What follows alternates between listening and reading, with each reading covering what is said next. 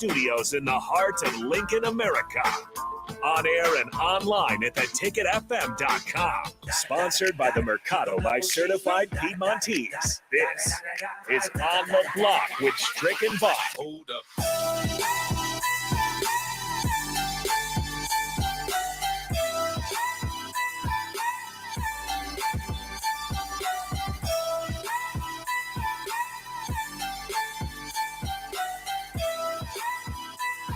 This is On the Block here on 93.7 The Ticket and theticketfm.com. I'm Jake Bachman. He is the Husker Hall of Famer, longtime India vet, Eric Strickland. He's got a stogie. He's ready to go here on a Wednesday. We've got a fun show looking ahead for you.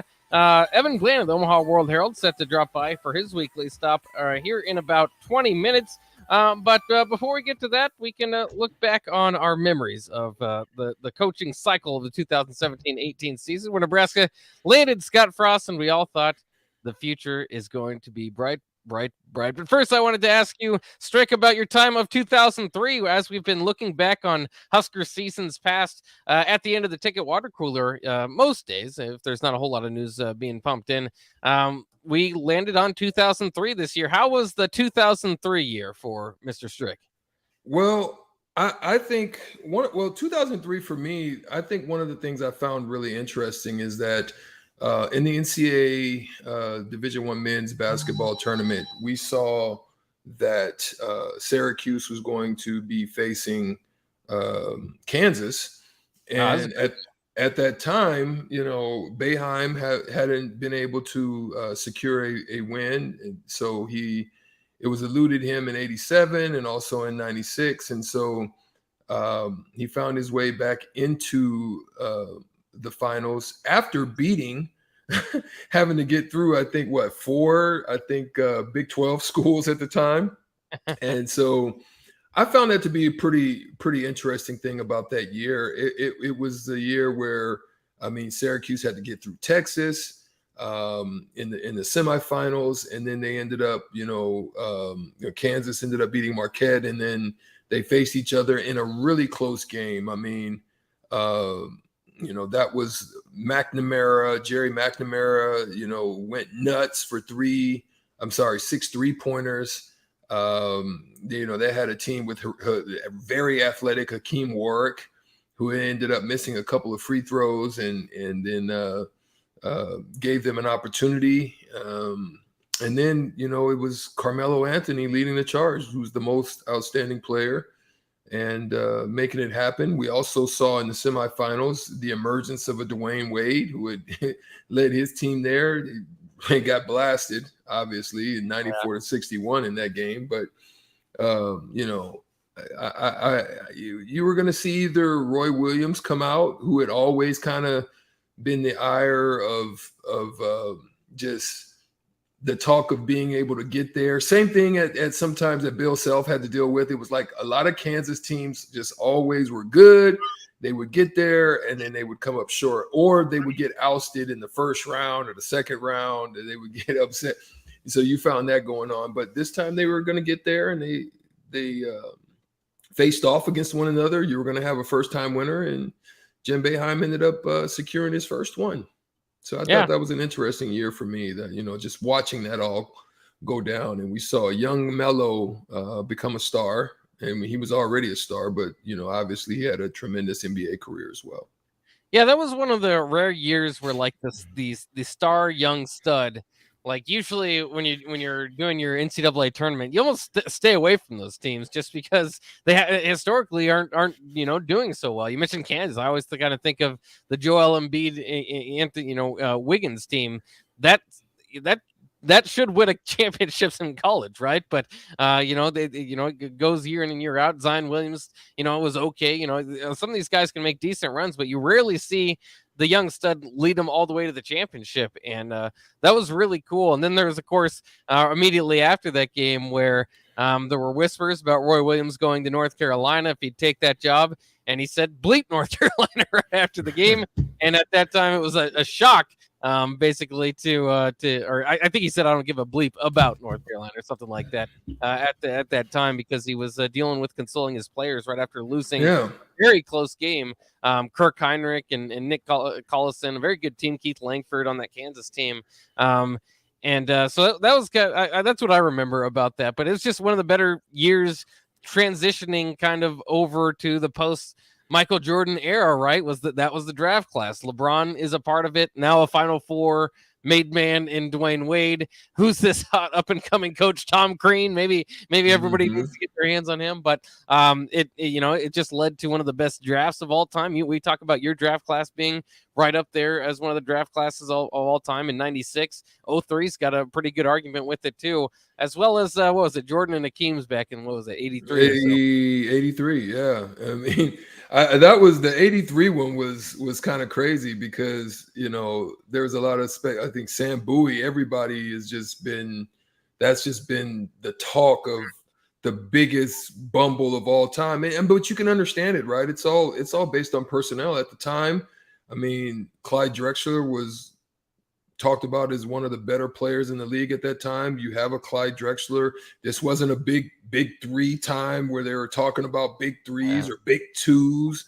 It just was talking about teams, players, and what you have. And a lot of them looked at Sam Bowie. They felt they needed a big man at the time, and they missed out on arguably the greatest player of all time in Michael Jordan, and what that would have looked like had they have chosen Michael Jordan. I mean, the whole landscape of the NBA could have just made a shift, and definitely out west. But it was the East that was most dominant at that time. You look at the Boston Celtics, you're looking at the Detroit Pistons and the runs that they were having, and the Lakers obviously out west were a formidable foe, but and the Jazz, but and Seattle. So I mean, it was a good balance, I think, back then. But obviously the weight of it was out east, and they were the ones that were doing a lot of the damage, other than Lakers.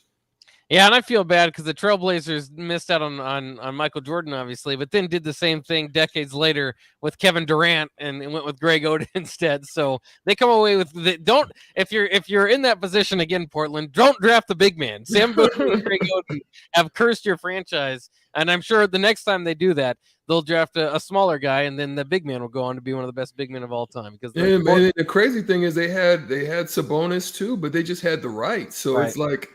They were just big man cursed all these years, bro. They just weren't able to come out of that. But I mean, they had some great teams. I mean, that team with the Rasheed Wallace and Grant, and then Pippen and they had Stoudemire. Yeah, man. I mean, listen. Then Kenny Anderson was there for a short minute, and then they made another mistake, I think, by letting a young Jermaine O'Neal go. Oh yeah, gosh. Yeah. I think you could look back at that one too and say that. Well, that was the Jailblazers era, so they didn't know what to do because they had Zach Randolph. I mean, they had a few guys that they let go, but troubles out there in Portland. So that I mean, I think Ruben Patterson was on. Yeah, so you're right. Yeah. They had some rough ones out there during that time. That was a good era too, though. A lot of fun in the NBA. Looking back on it. I wanted to look back on the 2017-2018 coaching cycle because Tom Fornelli of CBS Sports did. He basically was re-ranking some of his grades for that offseason. It's kind of fun to go through it. Jimbo Fisher, of course, maybe among the top names there, went to Texas A&M. He originally graded that score an A, now grades it as a B+, which is kind of interesting. Texas A&M, I think, has done about what you expect them to do under Jimbo Fisher, and there's still an idea about them getting the #1 recruiting class this past year. How much of that was NIL? What kind of went into that? Are they an up and coming team in the SEC? But it's hard to fight through in that league, as we've seen in the past. So Jimbo Fisher, even though he's got the national championship, maybe hasn't quite lived up to the expectation that some have had there. He did have the top 5 finished in 2020. Now they're looking to rebound. And that brings us to his second ranked hire in that offseason, I believed here, or tied for the first, I should say, is Scott Frost at Nebraska. Originally, Tom Fornelli gave this grade an A, and that's kind of what we all did, right? I mean, that was a home run hire. How could it not be? as he looks back on it, he's got the record there, 15-29 for Nebraska, and under accomplishments for Scott Frost so far, he's got greatest 3-win team in college football history. That's crazy. That's the only accomplishment that you have with it, right? I mean, but when you think about it, what would you put up there other than that? Yeah, I'm not sure. Yeah. I don't think there's much that you have to sell. I mean, I guess 2 second-round draft picks. Yeah, I don't know if that's going to help too much, but there's that. But that's kind of just where you're at. So here was his paragraph or two about it. He said, how's it going? Not well. Not only has Frost failed to live up to expectation placed upon him when he was brought home from UCF, but he hasn't come close. The Huskers haven't reached a bowl game under Frost, and he enters 2022 season on one of the hottest seats in the country. He's following the Jim Harbaugh plan of taking a pay cut to buy himself another year. But while he doesn't necessarily need the playoff berth Harbaugh earned with Michigan last season, if Nebraska fails to earn a bowl bid again, not even a pay cut will save him in 2023. So his original grade goes from an A to the current grade of a D. And again, this is one of those situations where, in the past, it was, you kind of think about past times, ranking Solich among the best coaches in the nation, ranking Pelini, these offseason lists, you can get mad and say, yeah, no, move them up. They should be here. This is what they've done. And I just feel like that part is missing again from this offseason where it's like, yeah, a D. Yeah, that's fair. I mean, it's that close to an F. I mean, it's pretty close to having fallen all together and not working out, but he's got this 1 year to redeem himself and and to extend this thing a little bit further. I just, I hate when there's you kind of, it's a gut punch when your keyboard battles can't be had, right? And that's kind of where we're at in this offseason for Nebraska. I always go back to, in the early 2000s, 90s, whatever, message boards. I was always on there talking about how Nebraska's program was better at this than the other program or this, arguing with other fans. And over the last several years, there's not much to argue. It's just like, yeah, we were once good and we've got good fans. So, that's kind of where you're at now. But could you argue anything? Again, we were just having trouble coming up with any more accomplishments for Scott Frost. Could you argue against this D from Tom Fornelli, or do you think it's about, as fair as it gets?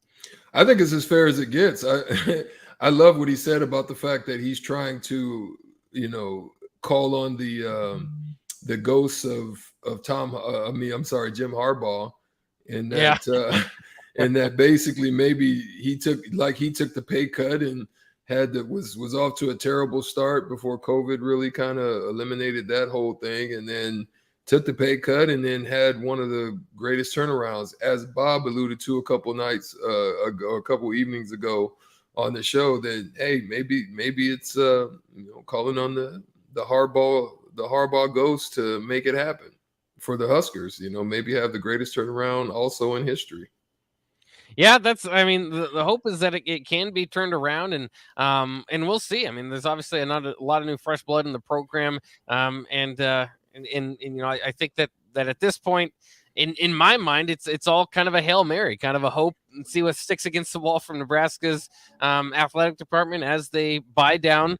Certainly the buyout in the average salary that he's getting now down to $4 million a year, which if you have been paying attention, we've kind of updated along the way, is the lowest in the Big Ten now. Mike Locksley is up to $4 million a year for what it's worth right now. So Frost is, it's very obvious kind of the situation that he walks into here going into the 2020-22 season. But there are kind of some responses here off the Starter Heyman text line, 402-464-5685 if you want to get involved. Big Frank says Scott Frost's greatest accomplishment in Nebraska is he has won the offseason every year, which I think personally, I think Mike Riley was even better at that. He could drum up a lot of excitement. Frost has done that to a degree, and I'll always say this about the Frost regime is that they fill the holes in the rosters pretty well, whether that be through the transfer portal or the JUCO routes or bringing in a high impact freshman. They've always had, if there's a hole in the roster, to get it there, to get it filled and bring in new guys. But similar to recruiting from high school, or in any case, it's tough to hit more than 50%. So if you have a filled the need there, sometimes it doesn't work out anyway, and it hasn't worked out enough for Nebraska, I suppose.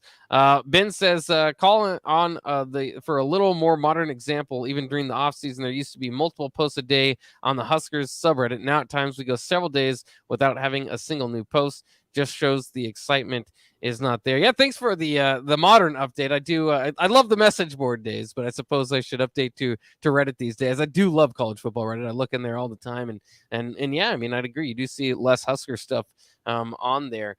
Jory's sticking up for Frost a little bit. Says his first game was canceled. Second year, the COVID happened, dealing with the new portal and NIL, all while trying to build a foundation for his program at the same time. Much bigger challenges for Frost simultaneously. Not an excuse, but a fact. Stick with Frost. So there are a lot of the fan base still is excited to kind of see what can happen and how he can turn this around.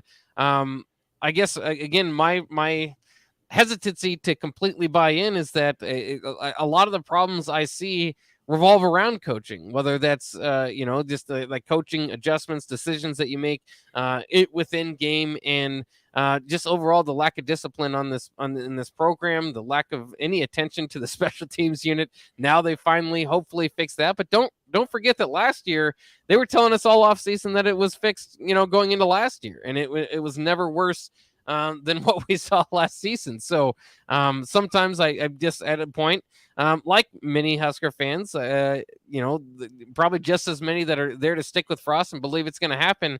I think there's just as many on the other side of it saying, I'm interested in to see what will happen. The as we've mentioned off the text line, maybe the excitement is down a little bit because the bravado and the excitement and the belief behind your statements aren't necessarily there. You're more just kind of in a wait and see mode. But there's only so much belief you can have until you get to wait and see mode. After 15-29, after 3-9 last season with his most talented team, so it's unfortunate. That's where Nebraska is in both the football and basketball realm. Is you're pretty much in these one-time home run hires have turned into this has not gone well, and now you're going to wait and see to see if their last Hail Mary attempt can land. Yeah, that is true. I think some of the other ones that I found that were really interesting was the Herm Edwards situation. I mean, he led him to 3 bowl games. He was originally graded as an F. That was a surprise for me, especially there at Arizona State. But I think the interesting part of what his situation is that he had people jumping in the transfer portal in droves, and obviously we landed. Tommy Hill is one of those guys that happened to jump in there. I'm kind of interested to find out what's going on there. I mean, he has a 25-18 record.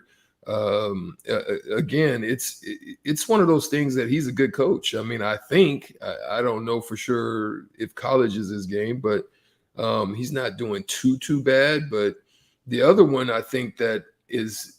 I'm surprised that it's not doing as well in the NIL game is Chip Kelly at UCLA.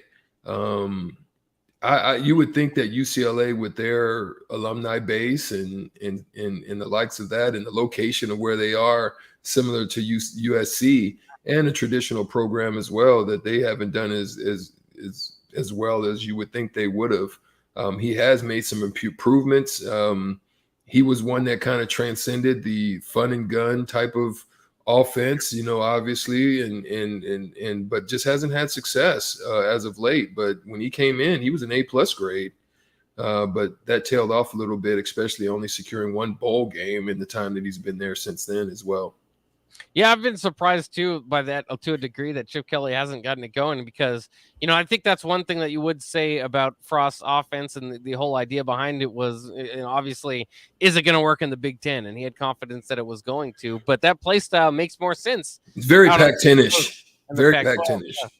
And very Pac-10-ish and Texas Tech-ish, but right, it just hasn't worked for the Big Ten. No. And Chip Kelly hasn't been able to get it going out there too well until last year. Maybe he had his big jump going 8-4 last year. That's still not what really UCLA wants to see. But it's at least a step in the right direction. But it's just, some of the stuff goes back to show you those coaching hires at the time, might make more sense or make the most sense in the world. But you got to let them play through to see, kind of how it plays out because Chip Kelly and Scott Frost originally graded as A's here, turning around, not being so good. And then, kind of to the crowd that says, what's Nebraska going to get after Scott Frost? It might not be an A in these articles, but you hope that it turns around to that, similar to Mario Cristobal. Mario Cristobal was hired as Oregon's head coach the same year that Scott Frost was hired at Nebraska. And under his list of accomplishments, he's got 2 Pac-12 championships and 4 bowl games and Pac-12 Coach of the Year.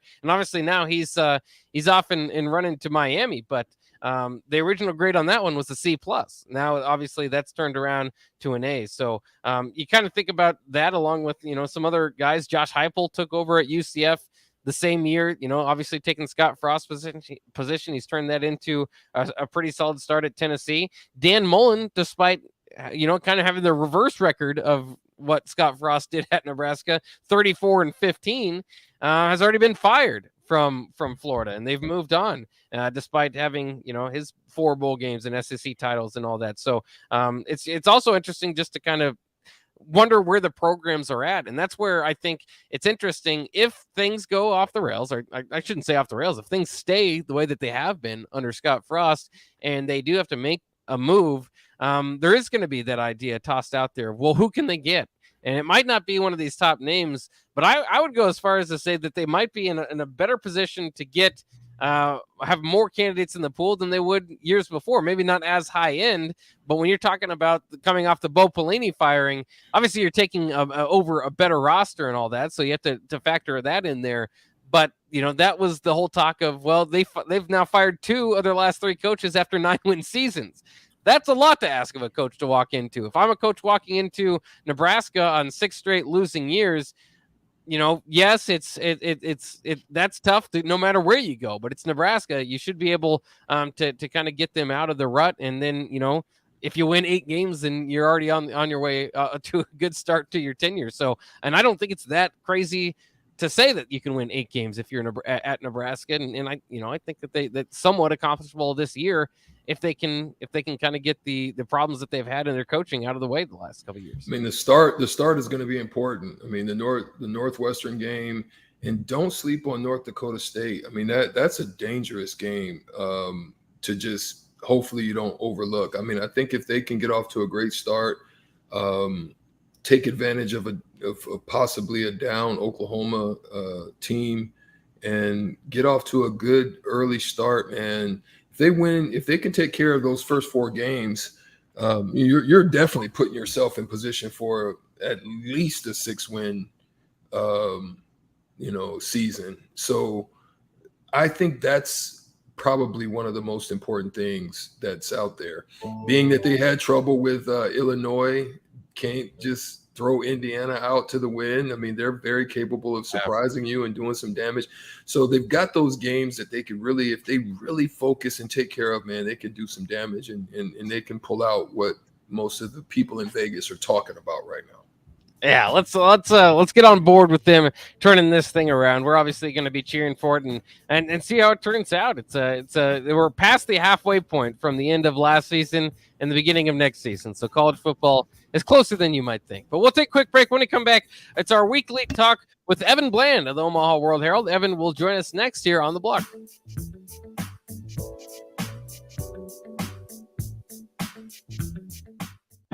This is your High School Minute. With your Southeast Community College High School Minute, I'm Gus Cottle. For the first time in over a decade, Lincoln is sending 7 soccer teams to state this year. In Class A girls, it's Lincoln Southeast, Lincoln Southwest, Lincoln East, and Lincoln Pius X. In Class A boys, it's Southwest and East. In Class B girls, Lincoln Lutheran and Raymond Central are in. Lincoln Southeast Baseball punched their ticket to state by walking off Lincoln North Star and Columbus in back-to-back games on Saturday. San Jose commit Jalen Wordley led Lincoln East Baseball past Omaha Westside to win the A4 District Championship. Wordley struck out 11 and only allowed 1 hit in 5 innings of work in the East win. This has been your Southeast Community College High School Minute. Learn more today at southeast.edu.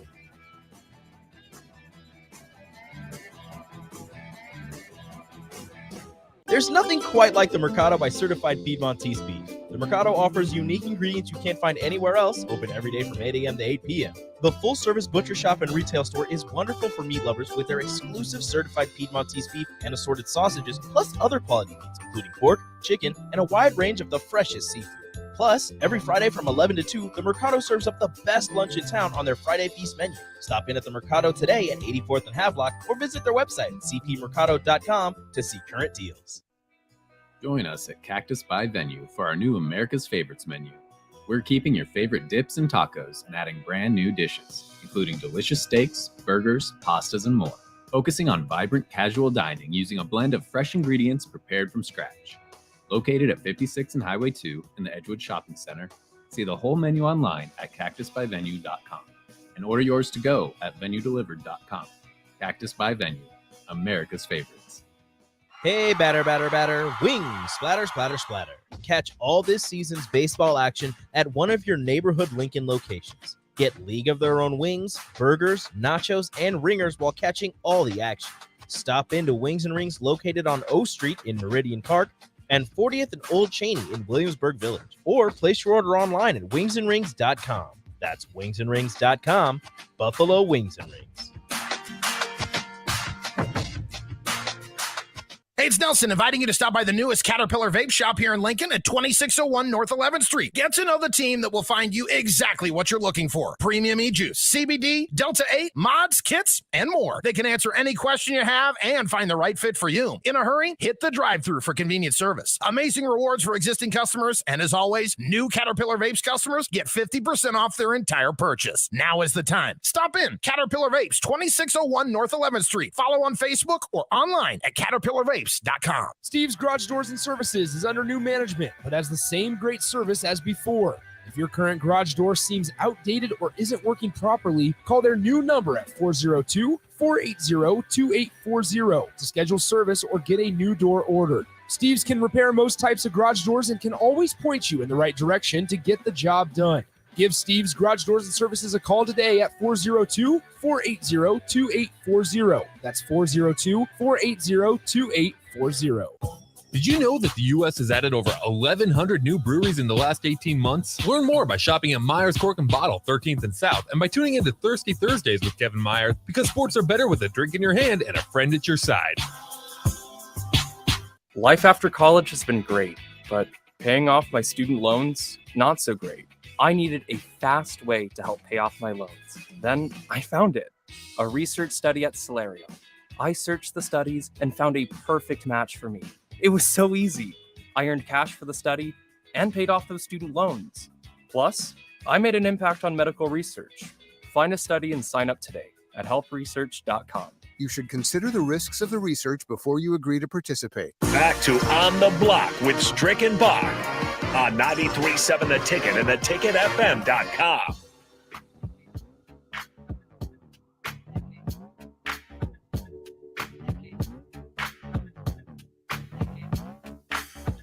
This is On the Block here on 93.7 The Ticket, and we're joined by Evan Bland of the Omaha World Herald, as we are every Wednesday at this time. Evan, how's your day going?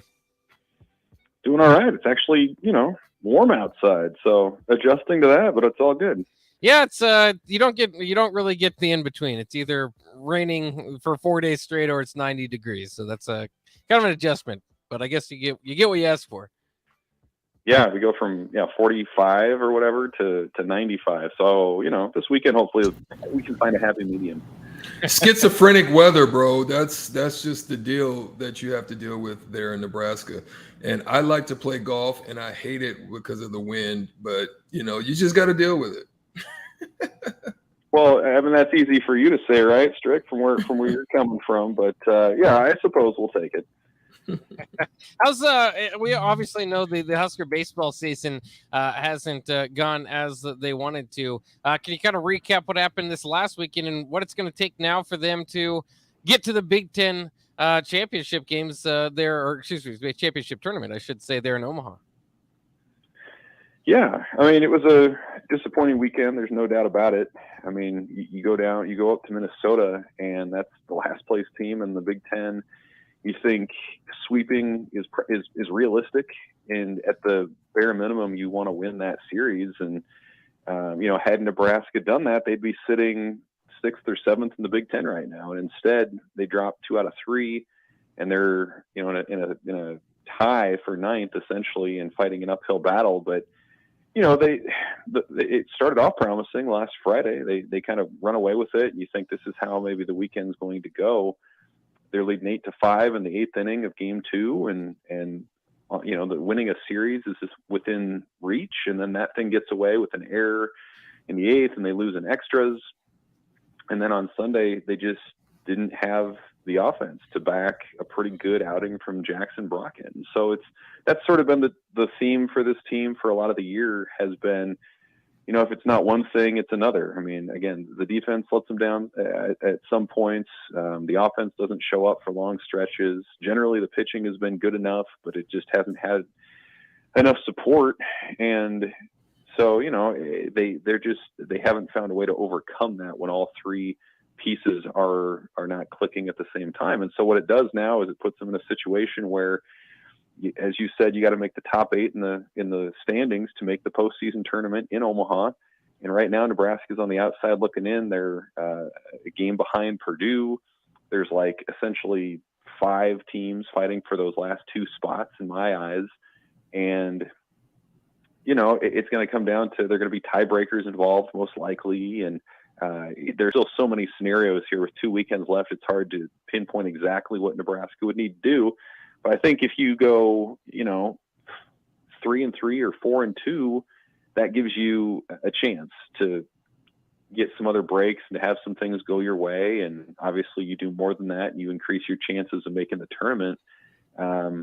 And history, as we said before, would tell you that if you finish right around 500, you're going to be in the conversation to make that tournament, even if it's as an 8 seed. So, it sounds simple, right? Win a couple of series and you're probably right there in the conversation. But as Nebraska has shown, they just haven't been trustworthy to carry over a good performance from one day or 1 week to the next. Evan, I really want to hone in on what you just said, because the underlying message for what you just spoke on has been a consistent theme from the fall to the winter and now into the spring. And what that consistent theme is there's no consistency.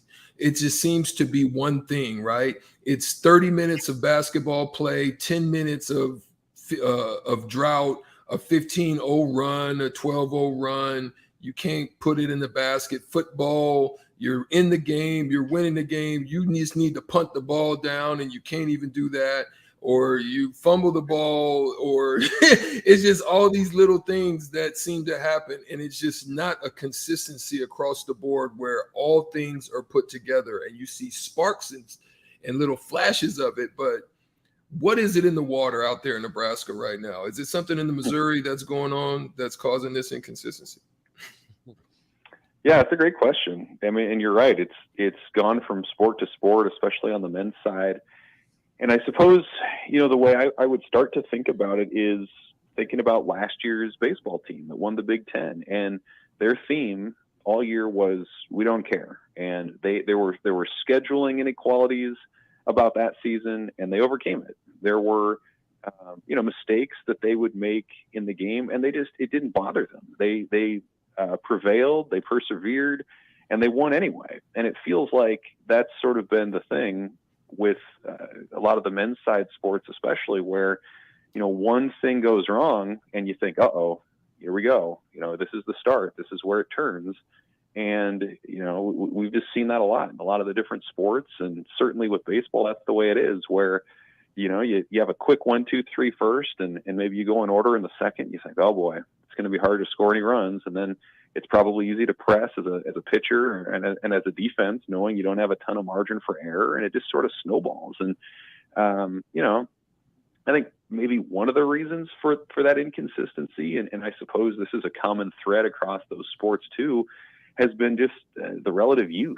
I mean, if you haven't been in those spots before, especially at the college level, it's easy to let things get away where you have, you show something good in stretches and then it turns on you. And I don't think it's any coincidence where, especially right now in baseball season, you look at the best teams in the league, it's Rutgers and Maryland.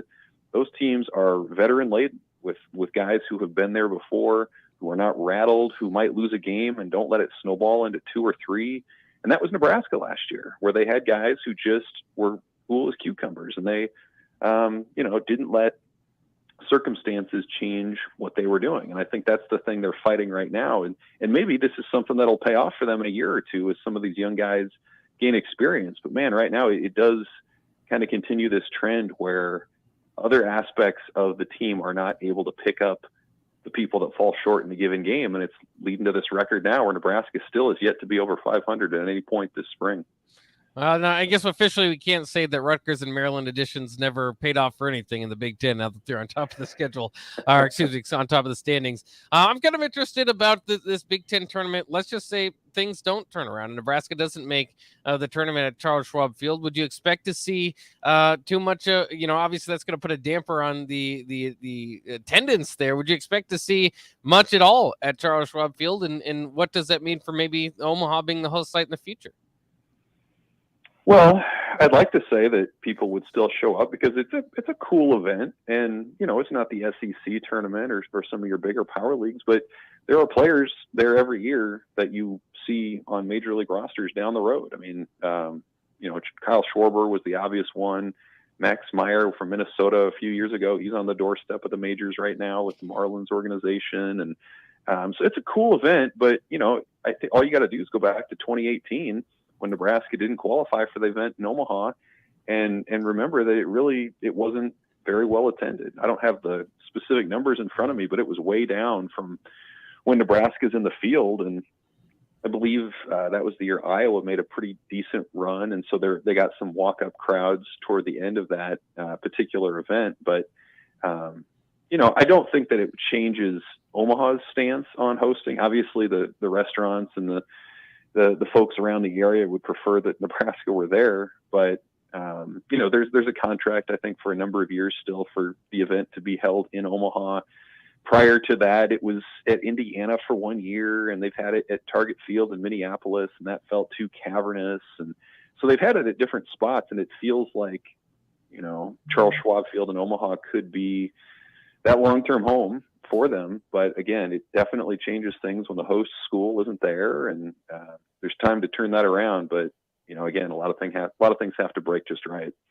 Yeah, it's kind of interesting. I mean, I think it makes a lot of sense, and they've been going to Omaha for the last several years for this. But I mean, that's kind of like every baseball's team's dream or part of their mantra is somewhere, in their locker room or something is how many miles from Omaha? How are you getting to Omaha? So kind of makes sense to do it there in my mind, but that's pretty exciting. What did you read from the Dylan Raiola commitment to Ohio State? Obviously making some Nebraska fans feel some type of way about it, but more than anything, I was just kind of surprised that he did it so early.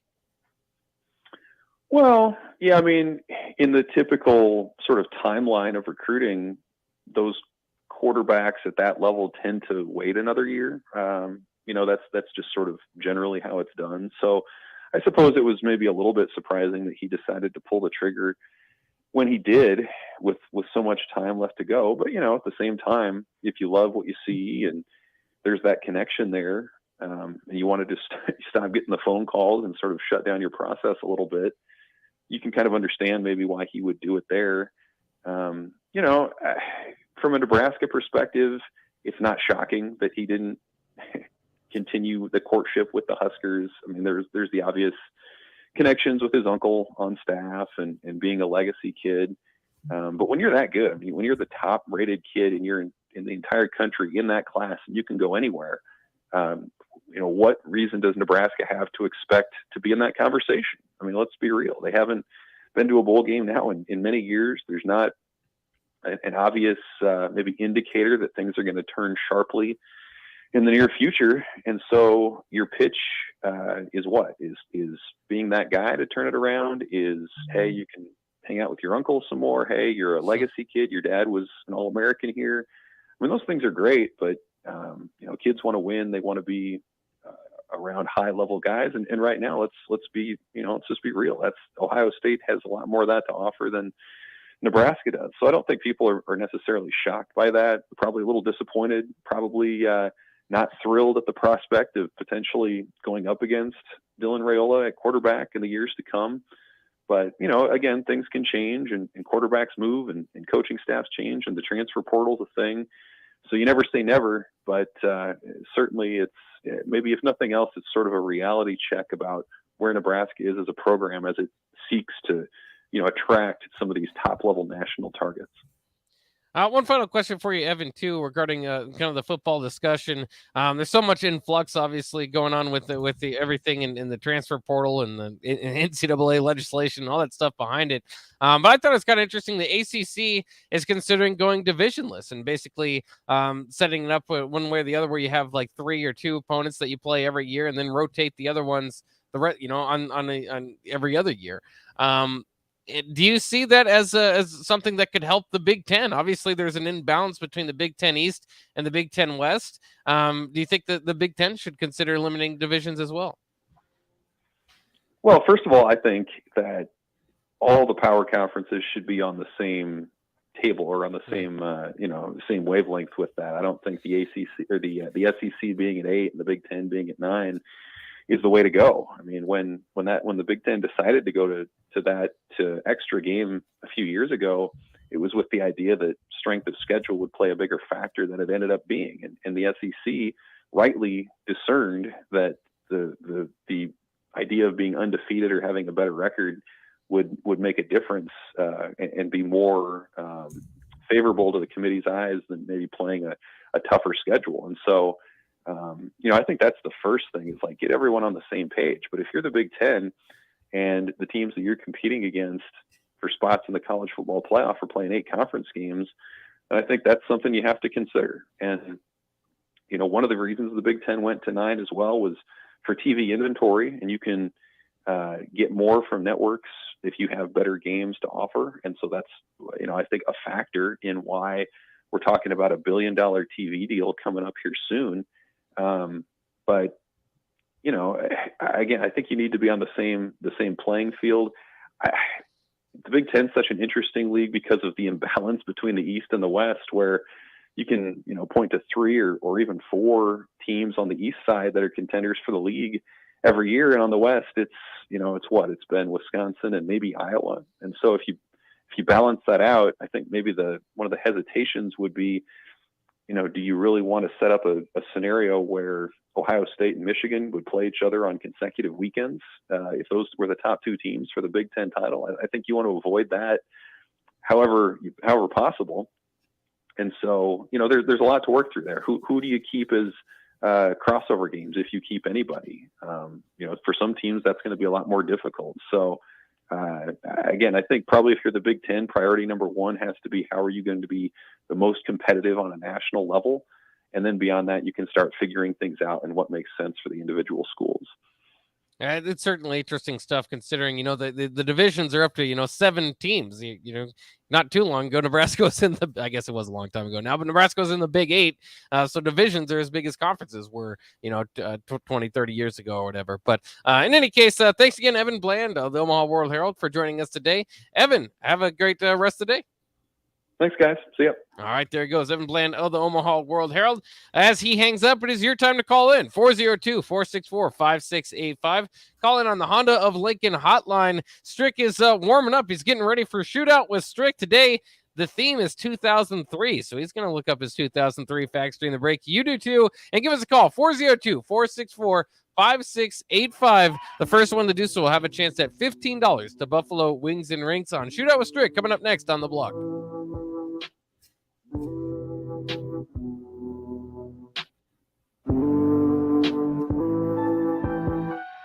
93.7 The Ticket, Fox, KFXL weather. Sponsored by Security First Bank, a relationship you can count on. Your Lincoln forecast for today, hot, humid, and breezy. Might see a stray storm later today. We'll see a high of about 93. Tonight, mostly clear with a low near 71. And tomorrow, another hot day with a chance of some afternoon thunderstorms. We'll see a high of around 94. I'm meteorologist Kyle Kleckner for 93.7 The Ticket, theticketfm.com. There's nothing quite like the Mercado by Certified Piedmontese Beef. The Mercado offers unique ingredients you can't find anywhere else, open every day from 8 a.m. to 8 p.m. The full-service butcher shop and retail store is wonderful for meat lovers with their exclusive Certified Piedmontese Beef and assorted sausages, plus other quality meats. including pork, chicken, and a wide range of the freshest seafood. Plus, every Friday from 11 to 2, the Mercado serves up the best lunch in town on their Friday Feast menu. Stop in at the Mercado today at 84th and Havelock or visit their website at cpmercado.com to see current deals. Did you know that the U.S. has added over 1,100 new breweries in the last 18 months? Learn more by shopping at Myers Cork and Bottle, 13th and South, and by tuning into Thirsty Thursdays with Kevin Myers, because sports are better with a drink in your hand and a friend at your side. Working at Continental in Lincoln isn't a job, it's a career. And right now they've raised wages again and they're hiring for production operators at $22.07 per hour and other select jobs starting at $23.77 per hour, with wages growing up to $29.71 per hour. Continental also has salaried jobs available and great benefits, plus medical and prescription costs at very low premiums. Dental, vision, and life insurance are offered at no premium cost to the associates. To learn more or to apply, go to continental-jobs.com with keyword Lincoln. Come work at Continental today. Steve's Garage Doors and Services is under new management, but has the same great service as before. If your current garage door seems outdated or isn't working properly, call their new number at 402-480-2840 to schedule service or get a new door ordered. Steve's can repair most types of garage doors and can always point you in the right direction to get the job done. Give Steve's Garage Doors and Services a call today at 402-480-2840. That's 402-480-2840. Join us at Cactus by Venue for our new America's Favorites menu. We're keeping your favorite dips and tacos and adding brand new dishes, including delicious steaks, burgers, pastas, and more. Focusing on vibrant casual dining using a blend of fresh ingredients prepared from scratch. Located at 56 and Highway 2 in the Edgewood Shopping Center, see the whole menu online at cactusbyvenue.com and order yours to go at venuedelivered.com. Cactus by Venue, America's favorites. Action Plumbing, Heating, Air, and Electric ensures our home and office HVAC systems run smoothly throughout the year to provide maximum comfort and convenience. Routine maintenance reduced our operating costs just by improving the efficiency of our unit. Consider a maintenance agreement to ensure you too receive priority for services and scheduling. This helps meet manufacturer warranty requirements. Action delivers honest quality services we can count on. To learn more, visit actionlincoln.com. If you need to sell equipment and trucks, Ritchie Brothers' new Lincoln Storage Yard lets you free up space at your property and get local access to all Ritchie Brothers auctions. Drop your equipment off and sell it online at any Ritchie Brothers auction, Iron Planet, or via Marketplace E. The yard is at 8801 Highway 6 in Lincoln. It's secure and makes for easy in-person buyer inspections and pickup. Take advantage of this yard to sell at Ritchie Brothers Great Plains Regional Auction on June 16th. For details, visit rbauction.com/Lincoln. There's not many things worse than having plumbing issues at your home or business, but it's even worse if the problem isn't fixed correctly. Select Plumbing gets it right the first time, and they specialize in several things: general plumbing, water heaters, faucet and fixture repair, underground sewer and water repairs, backflow testing, and more. Keep your property free from leaks and other issues. Call today for a free estimate at 402-560-6197. Plus, they're hiring service plumbers. Contact Select Plumbing to inquire at 402-560-6197. It's time to play Shootout with Strick. Call now, 464-5685, to take your shot against Eric Strickland. Shootout with Strick. Brought to you by Buffalo Wings and Rings. Time to play the game!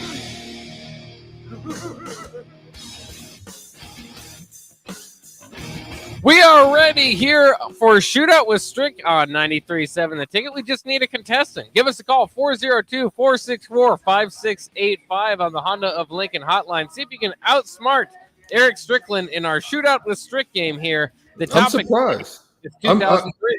I'm surprised, Bach. There's nobody calling after two players have like swept me with with 6 answers. I'm like, dang, you would think that somebody'd be trying to get the chicken. Yeah, Strick is 0-2 for the week, so he's basically handing out chicken. So I'll go ahead and give us a call, 402-464-5685. Though I will have to say, though, you've done pretty well with the answers. Have just been stellar. from the contestants. So we'll see if that continues today. Again, 2003 trivia as we are look back on the year 2003 on our previous show. And I kind of like this year type of trivia here on Shootout with Strick. It's kind of fun as we do have our contestant ready and warming up there on the Honda of Lincoln hotline. It's Dylan. Dylan, you a big fan of 2003? I graduated high school that year, so we'll see. Oh, yeah, there you go. That means you were pretty plugged in at the time, I would think. So that should help you out. We'll start with Strick, and we'll go over to Dylan to see what Dylan needs to get to beat Strick today. Strick, are you ready to go? All righty. All right, this tennis star would win his 8th and last Grand Slam title. Andre Agassi or John McEnroe? Agassi.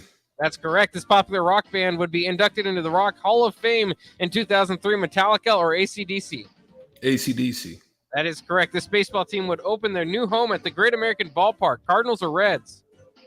The Reds. That is correct. This popular Disney movie about the life in the ocean was released. Free Willy or Finding Nemo? Finding Nemo. That is correct. And this Timberwolves star was the 52nd All-Star Game MVP in 2003. Kevin Garnett. That is Kevin Garnett. That is all 6 points. You are an expert on 2003. So, Dylan, you can't miss anything. Strick has really been preparing. I think he's been studying after those 2 losses the last couple. Hey, I've been upset over here. I told you I'm gonna keep shooting though. Yeah, and so you're gonna need to get 6 points to get the tie and move on to the tiebreaker. Dylan, are you ready? I am.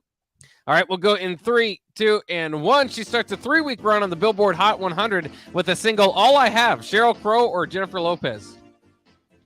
Jennifer Lopez. That is correct. The last old-style version of the Volkswagen is rolled off the assembly line. Atlas or Beetle? Beetle. That is correct. He becomes the youngest player to 300 home runs with the Texas Rangers. Alex Rodriguez or Jim Thome? Rodriguez. That is correct. This book, inspired by Bill James about the statistics of baseball, is released. More Than a Game or Moneyball? Moneyball. That is correct. He plays his final NBA game of his career with the Washington Wizards. Michael Jordan. That is Michael Jordan. Therefore, Dylan gets all 6 points, and we're going to the tiebreaker. Nobody's missed anything yet, so this will be interesting. We'll just give we're going to throw it out the question to Strick, and then you just go above or below that, Dylan. We'll see who gets the win here. The tiebreaker for you here, Strick. LeBron James is selected with the first overall pick in the 2003 NBA draft. How many career points did he have in high school at St. Vincent St. Mary's?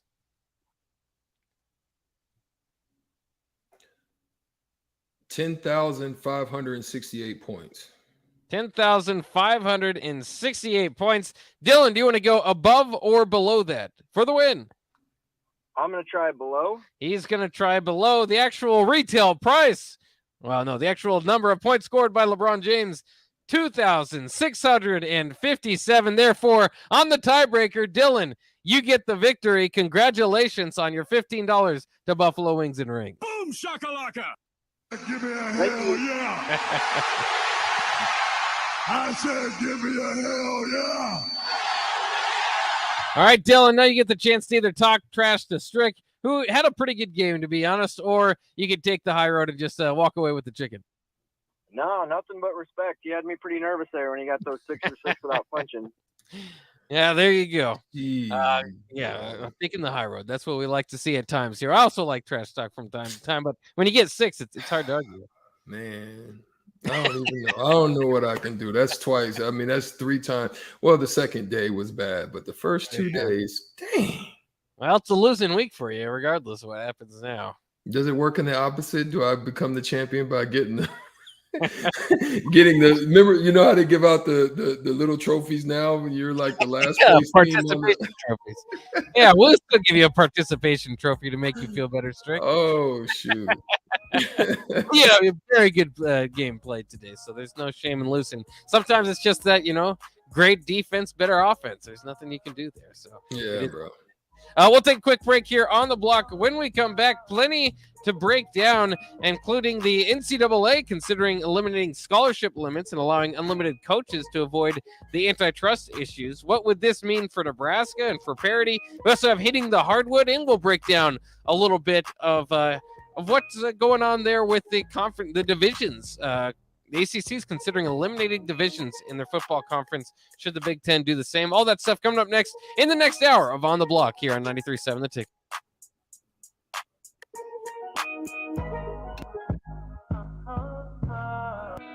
Join us at Cactus by Venue for our new America's Favorites menu. We're keeping your favorite dips and tacos and adding brand new dishes, including delicious steaks, burgers, pastas, and more. Focusing on vibrant casual dining using a blend of fresh ingredients prepared from scratch. Located at 56 and Highway 2 in the Edgewood Shopping Center, see the whole menu online at cactusbyvenue.com and order yours to go at venuedelivered.com. Cactus by Venue, America's favorites. Hey, it's Nelson inviting you to stop by the newest Caterpillar Vape Shop here in Lincoln at 2601 North 11th Street. Get to know the team that will find you exactly what you're looking for. Premium e-juice, CBD, Delta 8, mods, kits, and more. They can answer any question you have and find the right fit for you. In a hurry, hit the drive-thru for convenient service. Amazing rewards for existing customers, and as always, new Caterpillar Vapes customers get 50% off their entire purchase. Now is the time. Stop in. Caterpillar Vapes, 2601 North 11th Street. Follow on Facebook or online at caterpillarvapes.com. Southeast Community College has learning centers in Falls City, Hebron, Nebraska City, Plattsmouth, Wahoo, and York so that you can take credit and non-credit classes at a center nearby without having to travel an hour or more to campus. By taking online classes and those at a learning center, you can earn your degree from SEC where and when it's convenient for you, all at a cost that won't stand in the way of your education. Learn more about SCC's learning centers at southeast.edu/learning centers. SCC, your path to possible. Join us at Cactus by Venue for our new America's Favorites menu. We're keeping your favorite dips and tacos and adding brand new dishes, including delicious steaks, burgers, pastas, and more. Focusing on vibrant casual dining using a blend of fresh ingredients prepared from scratch. Located at 56 and Highway 2 in the Edgewood Shopping Center, see the whole menu online at cactusbyvenue.com and order yours to go at venuedelivered.com. Cactus by Venue, America's favorites. In every office, there's two types of people. There are those who bring in bagels and those who eat the bagels that someone else brought in. Everybody likes the first person. Be that first person. Weekday mornings at 7:30, you have a chance to win a business box of bagels from Bagels & Joe. All you have to do is shut up, Sipple. 2 questions for you, 2 for Sip. Win, and the bagels are yours. Lose, well, you don't want to lose. You lost Monday, you lost Wednesday, you're a loser. Shut up, Sipple. Weekday mornings at 7:30, brought to you by Bagels & Joe. Naloxone is a drug used to safely reverse an opioid overdose and is now more readily available in Nebraska. I'm Dr. Rob Rhodes, a Nebraska family practice physician. I encourage you to learn how to respond to an opioid overdose and administer naloxone to potentially save a life by getting the free Opie Rescue app for your phone. Be Opie ready. Download Opie Rescue. Paid for by the CDC. Sponsored by the Nebraska Department of Health and Human Services and aired in cooperation with the Nebraska Broadcasters Association and this station. Time to replace your heating and air? Get utility rebates and big discounts from Bryant. Call 467-1111 or go to BryantLincoln.com. Bryant Air Conditioning and Heating. Hey, batter, batter, batter. Wings, splatter, splatter, splatter. Catch all this season's baseball action at one of your neighborhood Lincoln locations. Get League of Their Own wings, burgers, nachos, and ringers while catching all the action. Stop into Wings and Rings located on O Street in Meridian Park and 40th and Old Cheney in Williamsburg Village. Or place your order online at wingsandrings.com. That's wingsandrings.com, Buffalo Wings and Rings. This is Lincoln's home for sports talk on the FM dial. Also online at theticketfm.com. On the internet. KNTK FM Firth, 93.7 The Ticket. This is On the Block with Strick and Bach. Nebraska Basketball Hall of Famer and 9-year NBA vet, Eric Strickland. Strickland for 3. You're going to go out of here as the Big 8 tournament champion. 93.7 The Ticket veteran and Bill Callahan Fan Club president, Jake Bakoven. I love Billy. Coming at you live from the Coppels Chevrolet GMC studios in the heart of Lincoln, America. On air and online at theticketfm.com. Sponsored by the Mercado by Certified Piedmontese. This is On the Block with Strick and Bach. Hold up.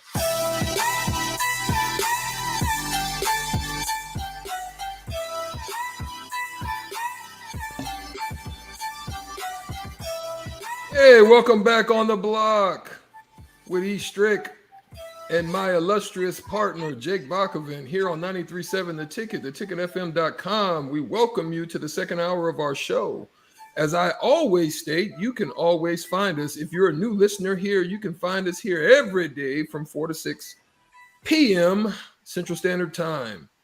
You can also text in on any questions, any thoughts, any concerns, any problems, any issues. We are not a counseling service, but we are a counseling service to sports, where we love to hear your thoughts and your concerns, your wishes, or your things that are popping on your mind. On the Sauter Heyman text line is always open to you at 402-464-5685, as well as the Honda Lincoln hotline. First of all, Jake Bachman, I want to do a shout out, man. Listen, Basketball Hall of Famer Bob Lanier, man, the great center out of the Detroit Pistons and the Milwaukee Bucks, who used to bump and grind with the great Lou Alcindor, a.k.a. Kareem Abdul-Jabbar. He was a phenomenal player on the inside, very reminiscent of like Moses Malone. He was a banger in the 70s. He was one of the top players in the 70s. He died on Tuesday at the age of 73. Big shout out, one of my colleagues, one of my fraternity brothers of the NBA, Bob Lanier. He had an illustrious career. And, he played 14 seasons with the Detroit Pistons as well as the Milwaukee Bucks, averaging 20 points a game, 10 rebounds, a double-double for his career. And he is third on the Pistons scoring list in both points and rebounding. And he was drafted number 1 overall in the 1970 draft, and as well as leading St. Bonaventure to the Final Four. And so I just wanted to give a shout out, man. Just a tremendous person, Bob Lanier was. And unfortunately, he has passed on and left us. But that's it. Let's move on. I want to talk a little bit as well. Any thoughts, Bach? Anything you'd like to share, about that? Well, yeah, obviously I'm a little bit too young to have watched too much of Bob Lanier growing up or anything like that. But I always appreciate anybody that's, the number 1 pick and all that stuff. I had a great career. I do wonder this, just kind of in that same area. I don't know if you heard recently, JJ Redick basically going up against the idea that a lot of those guys in that era, he makes jokes about, having side jobs or the NBA basically being their side job. Do you think that a lot of those guys could translate errors? Obviously, a guy like Bob Lanier could, but a lot of those guys could translate errors, because JJ Redick kind of has the idea that I think that the skill that it takes, the level of skill to play in the NBA today would translate errors to any time, but he doesn't think that maybe some of the guys back in the day would translate to the modern times. And see, I think that's a misnomer in some ways. I think only because the game was just so much simplified. You didn't. Like today, it takes guys 50 dribbles to get to the same spot that guys in that era, it took one move, one body, and they're at the spot that they wanted to get to. And so I think that's kind of, they just didn't feel they had to do all of the extras to do what they needed to do. I think if you look back at it as well, you would find that shooting was better as far as percentage-wise, because there were good shots taken and good shots made.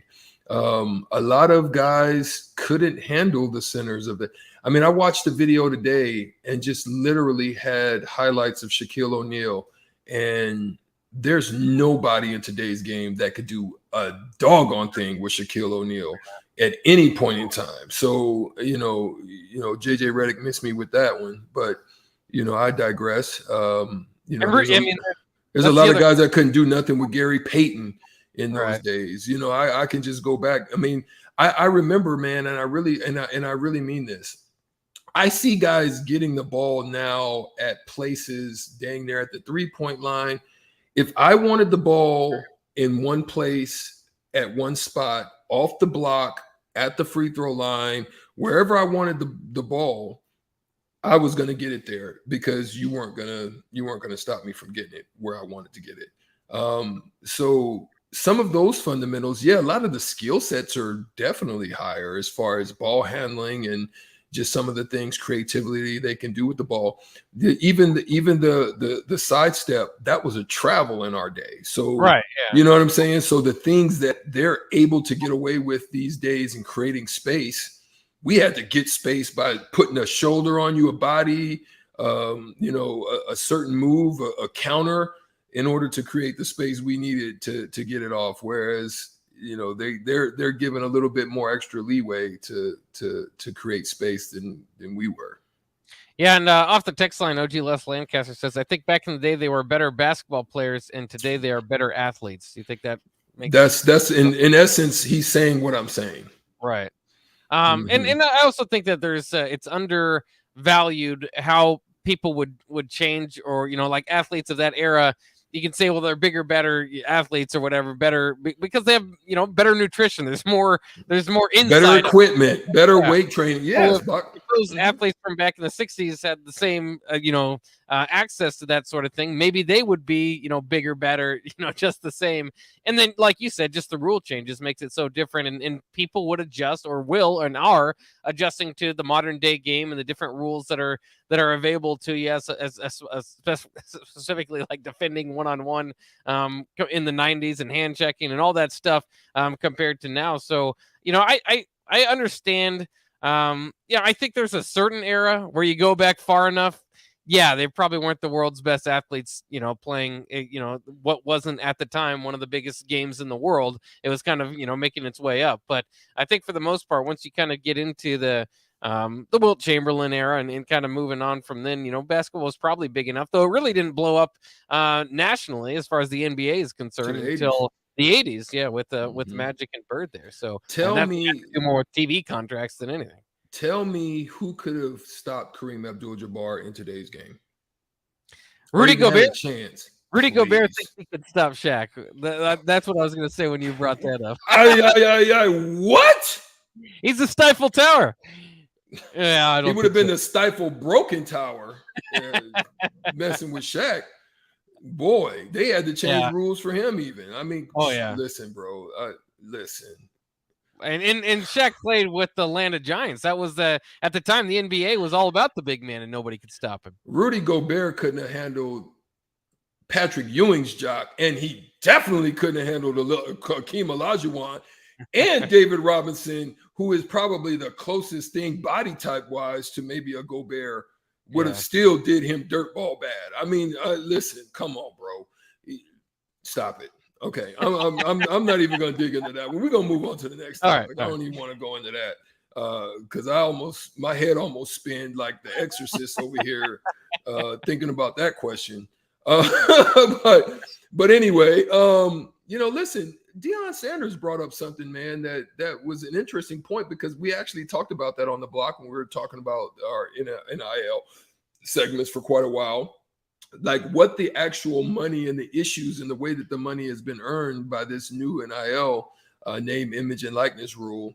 The Jackson State football coach, Deion Sanders, basically tagged the NCAA on a tweet where he said, when you start paying athletes like you're professionals, you get athletes acting like they're professionals, and they're young athletes that really don't have the understanding of financial acumen to be able to handle those large types of income that's going to just pop into their hands, and some of them don't even have the family and the family backgrounds that can really handle that. So he said, and you don't have staffs, you're limited on staff, and you don't have staff large enough or equipped enough to handle the young men with money. And then he said, let me go deeper. Handle a young man that's making more money than some of your coaches on the staff. And that's the point I was trying to make. It'll create a dynamic that is confrontational, because at the end of the day, these young players can basically say, who are you? Who are you to tell me? I got the money. I'm out. Those type of things. You're going to have these type of conflicts that you may not have had before. And so maybe if you have a larger staff or a better way of kind of keeping a handle on that, and that's what he's basically alluding to. He's like, this NIL is making it very difficult to be able to compete with the money of Power 5 schools and what they're paying. Yeah, it's never going to be equal for the lower schools. It never was, and it isn't the current model. Before NIL wasn't, as we've seen in the past. It's generally 5 or 6 schools that run the decade, or 7 or 8 of them, whatever the case may be. You're seeing the same schools make the college football playoff year in and year out, and you'd see the same thing in the 2000s, in the 90s. It might be, again, different schools at different times, but it's generally the same 7 or 8. Once they get rolling, they can kind of control football for a decade or so, or longer if you're Alabama, or one of those teams that can that has just been doing it for so long. But that that aside, this is part of the kind of the method that the NCAA took, was just to not prepare for this thing at all. It's been coming down. We've known for the last couple of years that it's going to be on its way, and it's just like they just open the floodgates without changing, or putting up additional help where it's needed, and that's why I think this thing is kind of been to some a little bit disastrous, and they're scared about what the future looks like. They need to get the guardrails up, and that's what they're attempting to do right now. And part of that might be more coaches, allow more people on the coaching staff. And I don't think that that's necessarily a bad idea. Now, it's not going to be, I don't know, if you open it up to, you can have as many as you want, you're going to have, the halves, the Alabamas, the Ohio States, the Texases, the USCs, hire 25 coaches if they want to, but a lot of people have those guys in place. They're just analysts and they can't quite come on the field, and maybe you still kind of have those rules involved there, but it wouldn't be equal. It's not going to be equal, but it's not equal now. We act like, oh no, with NIL, Alabama's going to get all the top recruits. Alabama already gets the top recruits. They don't go there, they go to Georgia. They go, to the same school. So, yes, the money will change, and yes, that will definitely change the dynamic in the locker room. But I don't know. I guess for a lot of people, the problem is the age there, right? Because you have that dynamic in professional sports. And I think it's at a point where the NCAA football has made enough money that you should probably have that dynamic in college as well. I mean, when you're in the NBA locker room, I mean, how many assistant coaches made the money that most of the players made? That's the part that just kind of, it blows your mind. I think getting a handle on especially the collectives and the recruiting process, I think, can help in the mitigation of some of these issues. I think once you're on campus and you're able to evaluate the talent or the level of talent, there's a way to kind of, I think if you equate it earlier in the process in some form or fashion, where there's some, like I said, you create like a salary cap. They do it in pro sports. Why can't you do it there, right?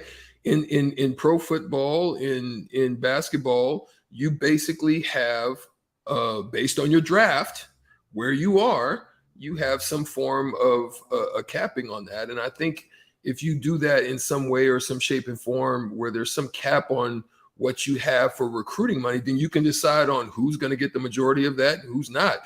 And that's why I think right now the SEC is at the bottom as far as the NIL situation, because the conference and the prestige of the conference you could just look down the track record from 2014 going up. I mean, the majority of the schools outside of Clemson and Clemson, Ohio State and Oklahoma, the majority of the winners have been in the SEC. And so they're going to draw that just off the young men that are going to want to be there.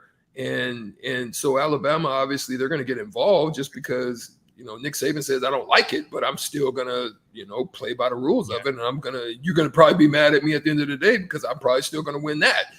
And then, so that's where I look at it. And I say, you've got to figure out a way to minimize it on the early onset, because there's tremendously more risk that you're taking in doing a recruiting to get a kid in that has not only shown improved at one level. And there's so many situations that have come up to where players just have not panned out, right?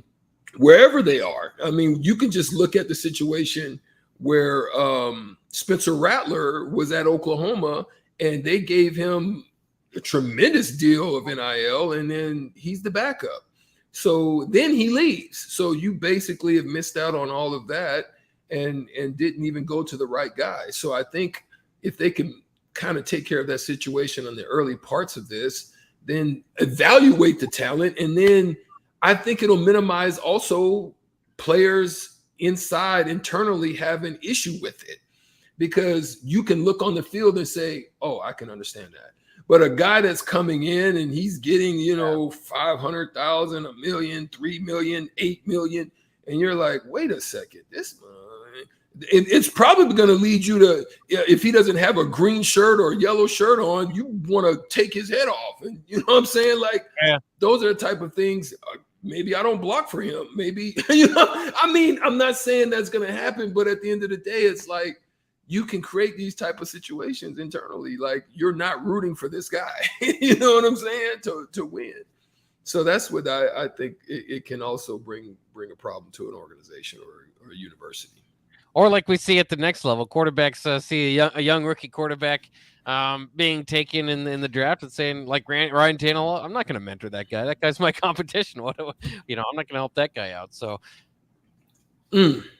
It's kind of interesting just to see, I think particularly cutting off, and recruiting is just so big that I don't know if you just let this play out. I mean, like you said, I think it makes more sense. NIL, what it was originally kind of created for, the idea behind it is to play, the guys that are playing and not necessarily the guys that you're recruiting in. That being said, it's difficult. That's the difference between going after some of these freshmen that are coming in as opposed to the transfer portal. Like you said, some of these freshmen, everybody's going to spend all their money and they're going to lose them out. And so hard lesson learned there. And maybe you don't do this so much on the next thing, but the transfer portal, that's not a question of that. I mean, Jordan Addison, that guy can ball. So, he might very well be worth whatever, every dime he gets, even if it is up to $3 million as a college wide receiver. Exactly. And that's what I'm saying. I think you've got to let them show and prove, and you can kind of look down at it and say, oh yeah, that's understandable. It's better than when somebody's coming in and you're like, just think of probably what they if this was at the height of it, what they would have given Quinn Ewers, and how would freaking CJ Stroud look at that situation if they would have gave Quinn Ewers a huge bag, and I'm a Heisman Trophy candidate, and he's not even touching my jock strap, and he's got $3 million in his pocket, and I've only got $1 million. You know what I mean? Yeah, I think that's crazy. And there is a lot of wondering from the outside of these locker rooms of what that would do inside the locker room. What Blanket off the text line asks, how much do contracts play into relationships between teammates in the NBA? Do you guys know what each other makes? Oh yeah, it's posted. It's posted. Yeah, they post your. It does. And listen, don't get it twisted. There's guys that'll act like you're your best friend, and they will sell you out.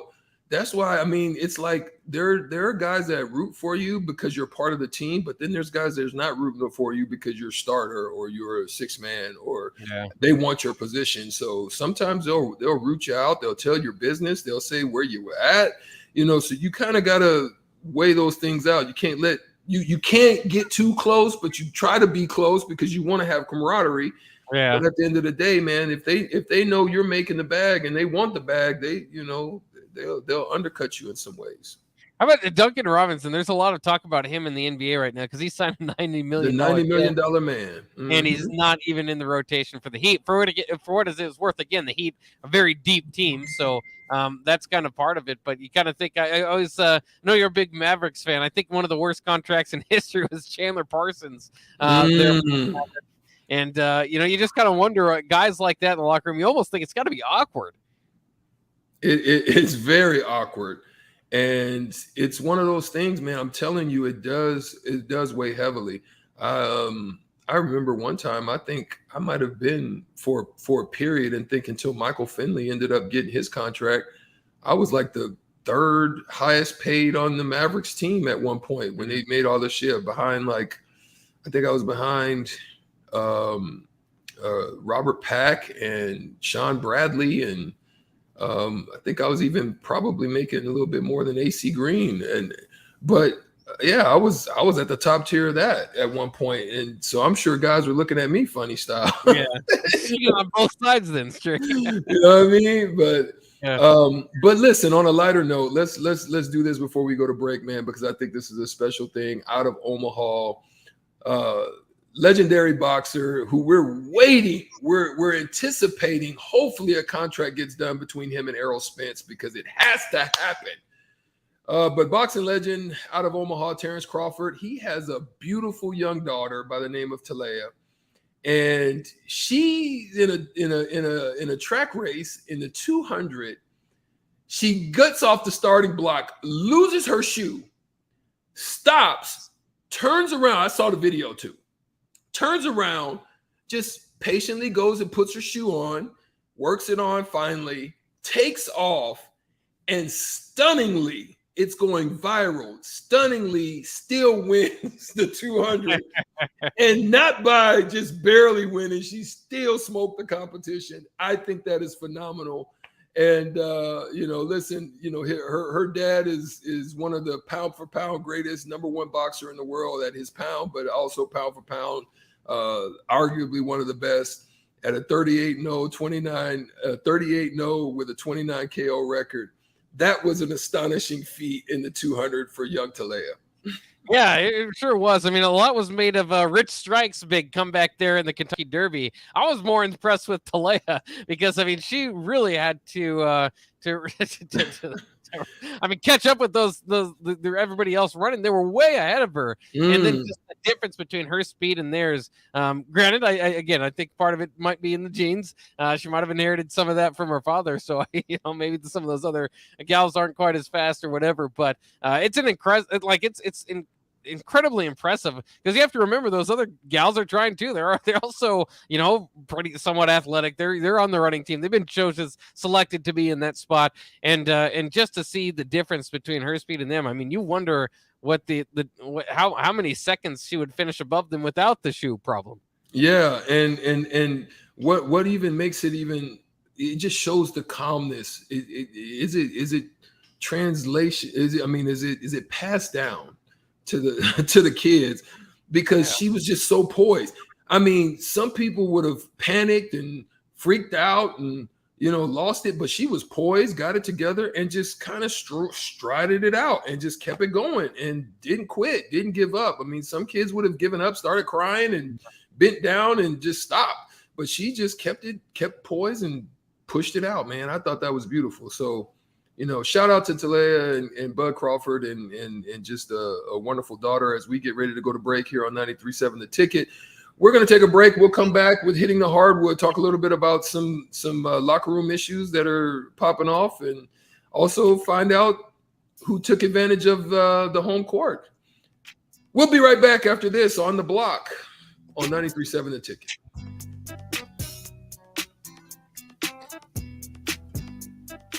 Time to replace your heating and air? Get utility rebates and big discounts from Bryant. Call 467-1111 or go to BryantLincoln.com. Bryant Air Conditioning and Heating. Old School with DP and J. When you talked about NIL, you're talking about stupid money that these kids are getting. 99.9% of them aren't worth it, but I'm all for it, to take advantage of it. If they're giving it, might as well take it, but appreciate it. Don't go around, I call it playing Halloween. You put on a uniform, you put on the eye black, you put on the wristband, you wear, say, like Nebraska uniforms. You're dressing up as a football player. Just because you're dressing up as a football player does not make you entitled to anything. On 93.7 The Ticket and theticketfm.com. There's not many things worse than having plumbing issues at your home or business, but it's even worse if the problem isn't fixed correctly. Select Plumbing gets it right the first time, and they specialize in several things: general plumbing, water heaters, faucet and fixture repair, underground sewer and water repairs, backflow testing, and more. Keep your property free from leaks and other issues. Call today for a free estimate at 402-560-6197. Plus, they're hiring service plumber.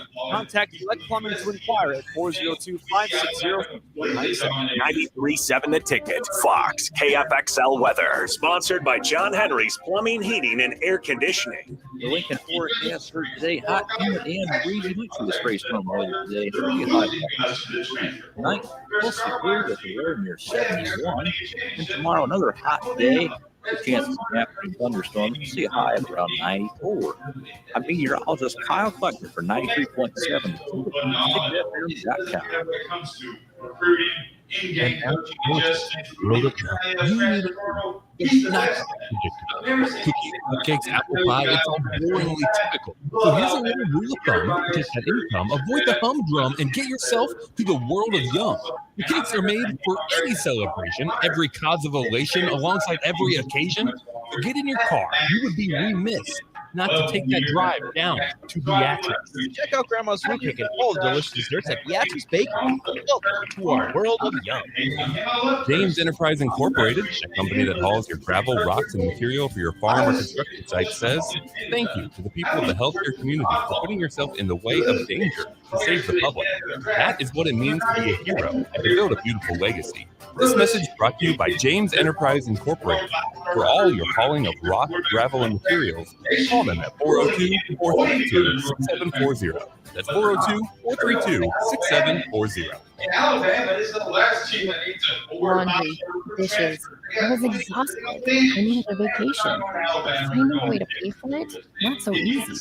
Then I found it. A research study at Valerian. I searched the studies and found a perfect match. It was so easy. I earned cash for the study and booked that vacation. Plus, I made an impact on medical research.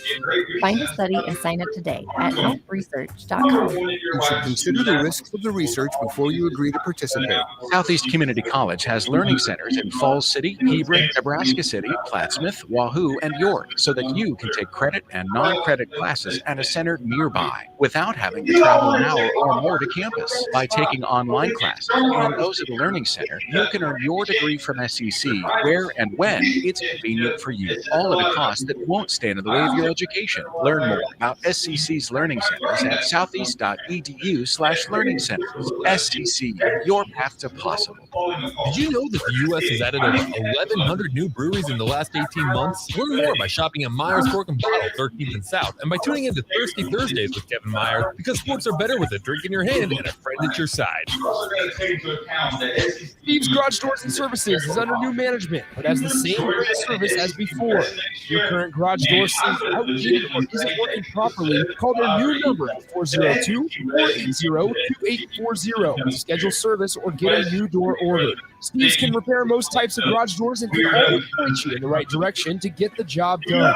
Give Steve's Garage Doors and Services a call today at 402-480-2840. That's 402-480-2840. Back to On the Block with Strick and Bach on 93.7 The Ticket and theticketfm.com.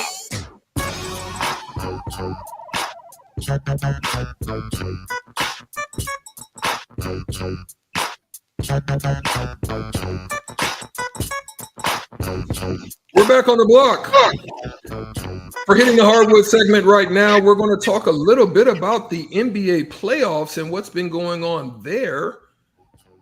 It's been a pretty good series going on right now on both ends. The Miami Heat has found their redemption by posting a 120-85 shellacking. We probably need Bach to play Boom Shakalaka because it was a Boom Shakalaka type of game, and there was some interesting. Yeah, that part. But I think when we talk about this series, there was a moment in the series where there's two things I think that I would allude to. One of them being there was a moment, and I think it might have been in the first half, where the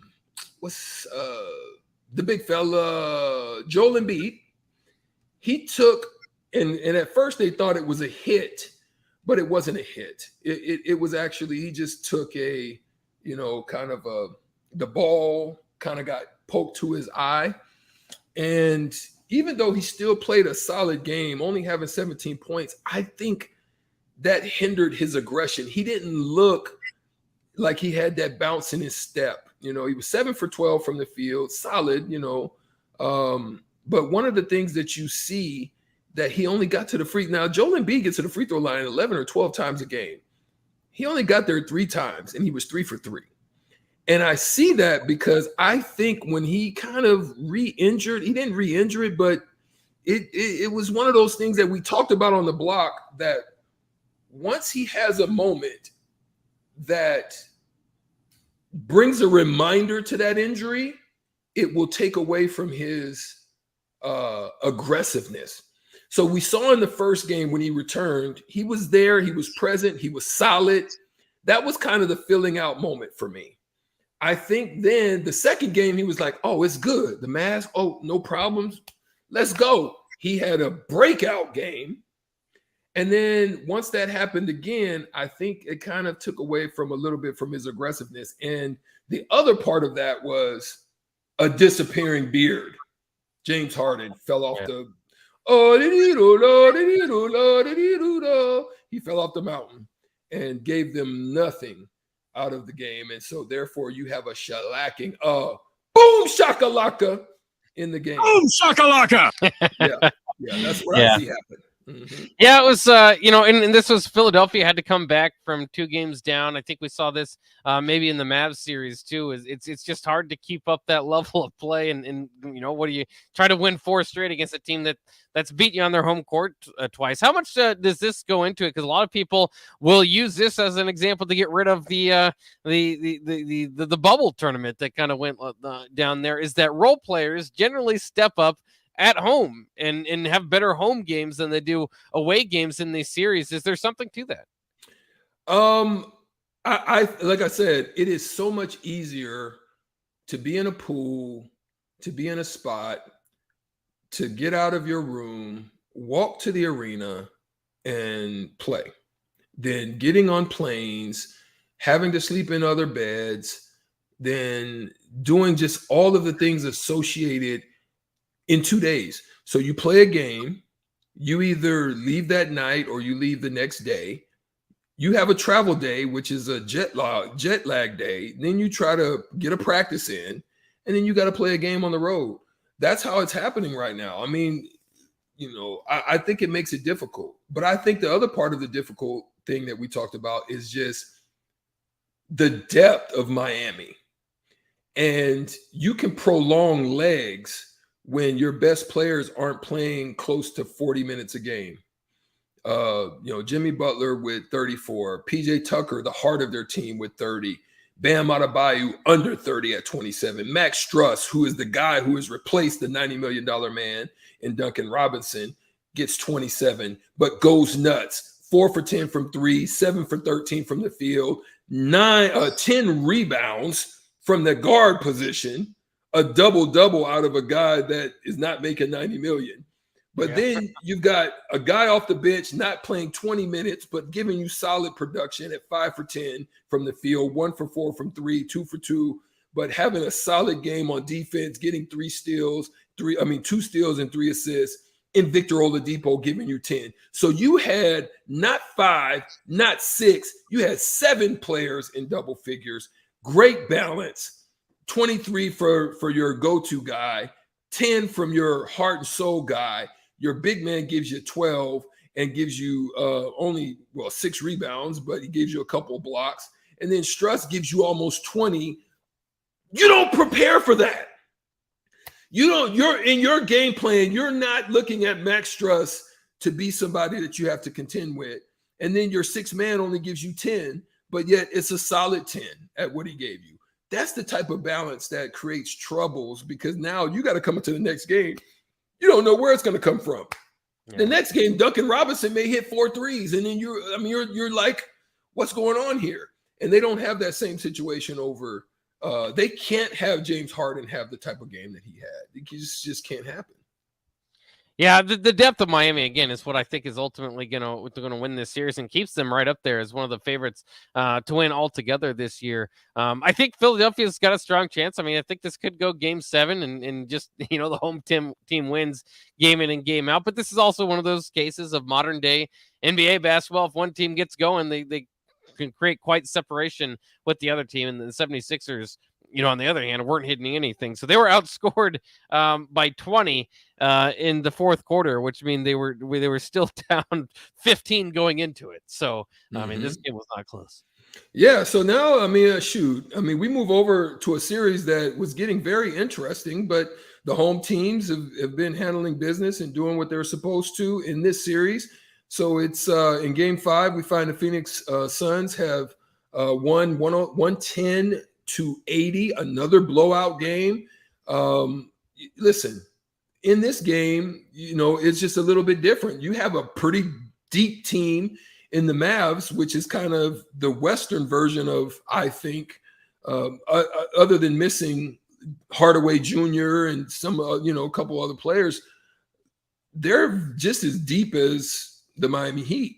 But in this game, you have Reggie Bullock, who gave you a high double-figure number in the previous game. He doesn't score anything. You had Dorian Finney-Smith, who hit, I think 5 threes or something like that in that game. He's 2 for 5, but yet he's still only 2 for 6 for the game, only 8 points. Luka Doncic does what he does. And then Jalen Brunson steps up now and gives you what he gives you. Triple-double out of Luka. And they still come up short. Maxi Kleber can't hit the bottom of the well. Spencer Dinwiddie gives you nothing, whom he brought over. So obviously this was a blowout game because the guys that you would expect didn't show up for you. And then Marquise Chris is ready to box. So, I mean, let's talk about that. I mean, at the end of the game, you have Bismarck Biyombo is trying to bang on you and hard foul. They have a little conversation, but to go on with that, he follows him out into the tunnel and it's almost a jump off in the back of the arena. So answer the question about the series first and then talk to me about, fighting in the back rooms. Yeah, I mean, I think the Suns are probably a deeper team, better team. We saw the Sun all year long. It's nothing against the Mavericks. I just think they need a second superstar. And Spencer Dinwiddie's fine at times. They've got Jalen Brunson's fine at times, but those aren't number 2s in the league if you're competing for a championship. And the Suns just have a lot of assets there to go with Devin Booker and DeAndre Ayton and Chris Paul. Mikal Bridges is really kind of raising his name lately, and they're pretty deep there too.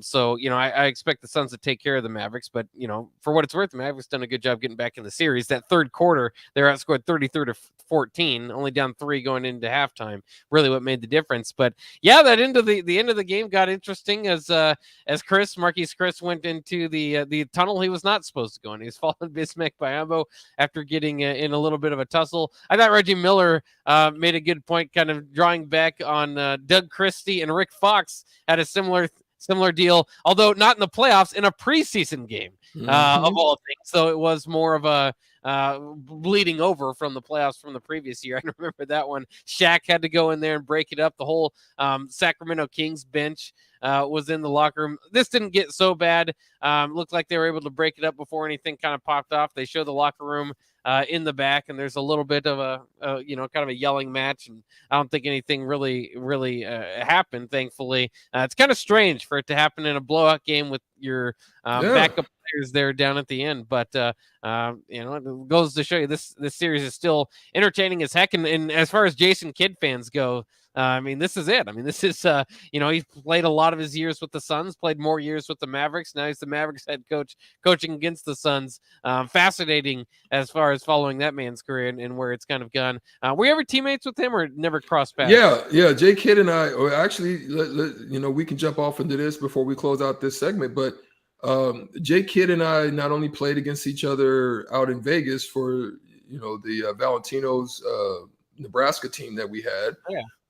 But he's basically the catalyst as to how and why I made it into the NBA because, I held the number 1 player in the country to like 7 points in the game. It raised Andre Woolridge's, stock because he had like 30, but obviously me and Jason were canceling each other out. And so when I go to the Mavericks and they're saying, you're going to come to the Mavericks, he's there. It's him, Jimmy Jackson, it's Jamal Mashburn, those big 3, they were still there. And so I have to cover him. And I'm saying, I know what this dude don't scare me. He may scare all y'all in the league, but I can handle him. Already proved yourself. And I had to. That's what I did. I got in. We almost got into some back locker room business a couple times because he's trying to chill and I'm trying to get a job. I'm like, man, no, I'm in your job. I'm fly on. You know what? I'm trying to do it like that. And so that's how I ended up getting my job. Is that I made a kind of a name for myself and battling Jason Kidd. Well, that's awesome. That's I didn't know that. That's good insight there. Because I knew he was, he just, he's kind of traded around a bit. It's kind of surprising given that he's one of the best point guards of all time. Just kind of 5-year stints with or 5 or 6, whatever it is with, I don't know who he retires with. He went to Jersey and then he came back to the Mavericks. I think he retired as a Maverick. Yeah. Yeah. So he went to Phoenix, then to Jersey, and then came back to the Mavs. Just great everywhere. Yeah. So to finish off the segment, we're going to talk a little bit quickly about what's going on. Game 5 there in Milwaukee. The series is tied at 2-2. Milwaukee Bucks against Boston. It's been back and forth. It's two juggernauts battling it out. The Wednesday night tonight at 7 Eastern on TNT. That game will set it off. How do you view this game? You're a big Boston fan. Do you think they get it done back in Boston to push it to Game 6? Well, unfortunately, Robert Williams, the Time Lord, out once again. And so I think that's going to create more foul trouble again for the Celtics. Al Horford, as good of a game offensively as he had against Giannis and in the Bucks this last game out, I don't know if you can expect that again. And he has trouble staying in front of Giannis. So, with the game being in Boston, maybe you can get Giannis in foul trouble and have a less of that problem. But that's what I'm going to be looking forward to as it was, the last game is, can Jaylen Brown stay out of foul trouble? He really has trouble as far as not picking up fouls when he's, they do the switching defense often in the NBA when he's switched on to Giannis. Grant Williams, I hope he stays out of foul trouble because for his size, he can stick up to Giannis. But ultimately, I think with this one being in the Garden, I feel pretty good about the Celtics getting a win. But this is not one of those series where it's been home court gets the win. So I expect a physical matchup, an entertaining one that goes right down to the wire once again. Well, we see it here. Golden State, the number 3 seed, Memphis, the number 2 seed. They have the home court advantage. So it looks as though they're going to go back home and face Golden State without Ja Morant again. It looks like that he may not be available to them for the whole or the rest of the series. The Warriors lead the series 3-1. Are they capable of closing it out?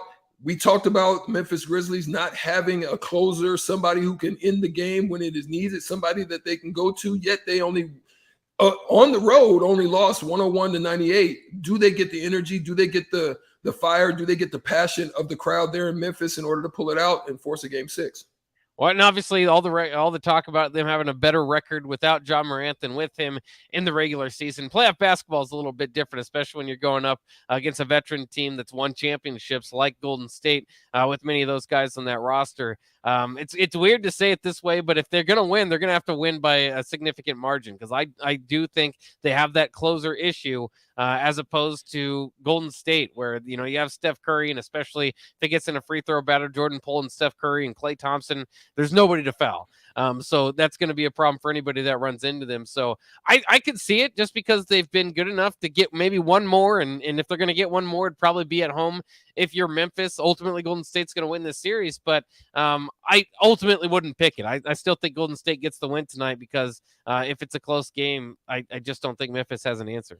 I think a thing to watch for Klay Thompson because he has not played very well in this series. And if he goes off, it could be trouble for Memphis because I don't think they have an answer for a consistent Steph Curry, a Jordan Poole that's been consistent, an open offense the way that they run it, and then Draymond with the assist numbers the way they are, and then Klay Thompson, if he starts going nuts, I just don't see them having trouble. So I would say watch Klay Thompson in this game and see how well he plays. But now we got to take a break on the block. We'll come back, finish up the segment.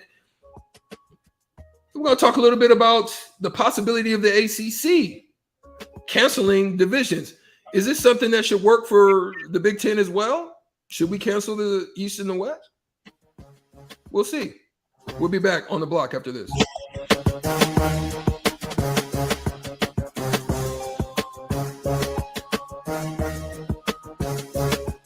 Southeast Community College has learning centers in Falls City, Hebron, Nebraska City, Plattsmouth, Wahoo, and York so that you can take credit and non-credit classes at a center nearby without having to travel an hour or more to campus. By taking online classes and those at a learning center, you can earn your degree from SCC where and when it's convenient for you, all at a cost that won't stand in the way of your education. Learn more about SCC's learning centers at southeast.edu/learning centers. SCC, your path to possible. Hey, batter, batter, batter. Wings, splatter, splatter, splatter. Catch all this season's baseball action at one of your neighborhood Lincoln locations. Get League of Their Own wings, burgers, nachos, and ringers while catching all the action.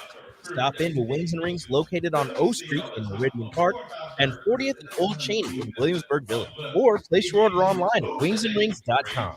That's wingsandrings.com. Buffalo Wings.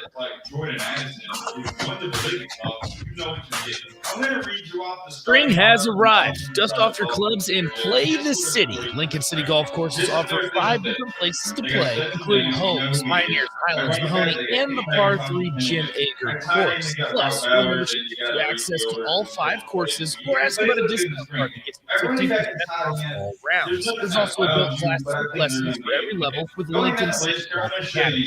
And more about membership and classes today at Lincoln City Golf. These guys are either new or they haven't played a lot or haven't produced a lot. You need I showed you the offense, not something to do. defense. I'm just going to show you the name right here. It's all boring. So here's a little rule of thumb. Take that income. I've never heard of any of these two. The world of learning. Cakes are made for any celebration, every cosmic alongside every occasion. If you didn't call, you would be remiss not to take that drive down to Beatrice. Check out the presentation of all dealers at Beatrice Baker. Welcome to the world of beauty. In today's day and age, people are trying to do more and more projects by themselves. That might be better on the wallet, but it can also lead to painful sounds like this.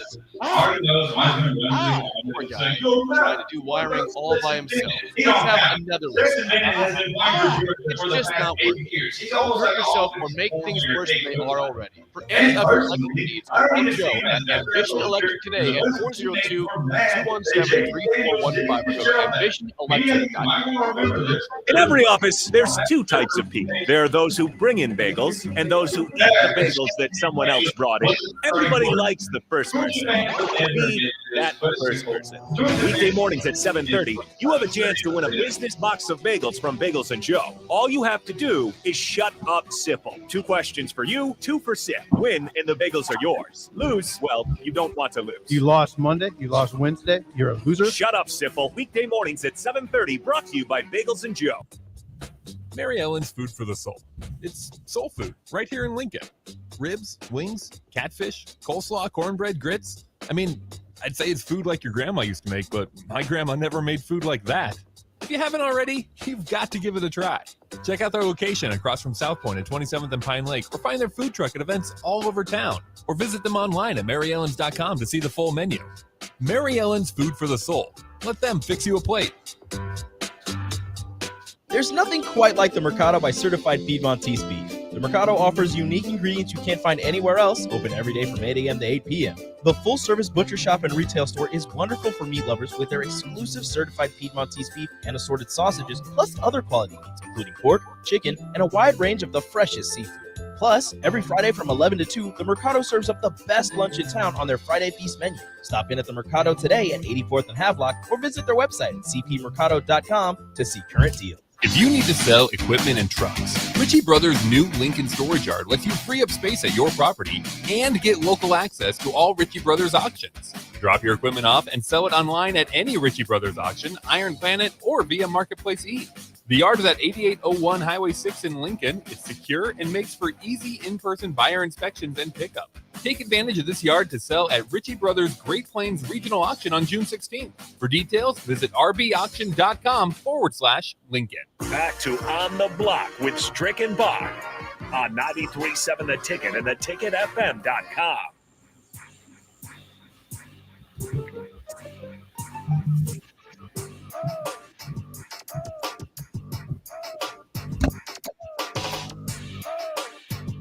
We're back on the block for our final segment. There's a quick question that's out there right now. And the question is, should the Big Ten eliminate divisions, much like the ACC is considering? I think there's a case out there, Bach, and I'm going to let you answer this real quick. The Virginia case, for example, there's a case in the ACC through Virginia, and that under the current model, UVA plays each of the 6 coastal rivals, which that's the way that they label theirs. We go east-west, they go coastal and eastern or something like that. They play Duke, Georgia Tech, Miami, North Carolina, Pittsburgh, and Virginia Tech every year, and as well as Louisville in a recurring opponent. But the Cavaliers only play the other 6 teams in the Atlantic Division every 6 seasons. And that's the reason why they're looking to eliminate that, because of that discrepancy as far as them being able to have a game against these other teams in which, like, for example, they haven't played Clemson since 2013. They haven't also played Syracuse since 2015. So it's kind of crazy that they're not able to work it around to where they're playing these teams often. So should the Big Ten do something similar, or should they continue with the model that they have? Yeah, it's interesting. The ACC is definitely kind of out in front of this idea. The whole idea would be a 3-5-5 model, where, like you said, you get your 3 opponents that you're going to play year in and year out. Then there's another group of 5 that you play one year, and the next group of 5 you play the next year. Obviously, that's 8 conference games instead of 9, where Big Ten has their current model. There might be some deals with TV networks. You're going to want, maybe you do want 9 because it's ultimately more conference games and more interesting. But the whole idea behind it in the ACC is to play every team. For a 4-year student athlete, you play every team that way. Under the current divisional model, it's difficult to get that done. Especially home and home, like home and so you may play a home game, but don't get a home game. They don't get the same thing as well. Yeah. Yeah, I mean, you might be committing to an ACC school because you eventually want to play down in Miami. You might not get the chance. Maybe Miami comes up to your school, but you don't get to play them eventually or something like that. But it's gotten so bad that last year North Carolina and Wake Forest scheduled a non-con game between each other. Obviously conference opponents, but it didn't go down in the conference record books because they just hadn't been paired up long enough. And those are in-state schools that feel like they should be playing each other more. So that's kind of the idea behind it there. Personally, I still like divisions. I understand you're not going to be able to play everybody. And so it does kind of it goes against that argument. And then, the other part of that is the equal scheduling. I think it's a lot more of an equal scheduling if you can do this 3-5-5 thing, though, the 3 teams that you're lined up with. I mean, if you're lined up with Michigan State and Michigan and Ohio State, as opposed to Indiana, Rutgers, and Minnesota every year, then it's not equal scheduling. So it's going to be kind of different for each team as they go through it. Personally, I like the divisions. I know it's not always equal. Sometimes the Big Ten West school, Iowa has played a favorable schedule as far as the crossovers, and you really pay attention to those. But I think it allows you to develop more rivalries and have more kind of memories with 6 other schools in your division rather than 3. So that's kind of what I like about it. But we'll see. There's different decisions to be made, and the ACC, if they're moving forward with this model, will other conferences follow. I think it's something for the Big Ten to explore. For what it's worth, the ACC wouldn't do it for this upcoming year, but maybe in years future. Not everybody's on board with it either, so it'll have to pass a vote. But that'll wrap it up for On the Block today. Thanks for listening. We have Ticket Weeknights coming up next. Don't go anywhere. Mary Ellen's Food for the Soul.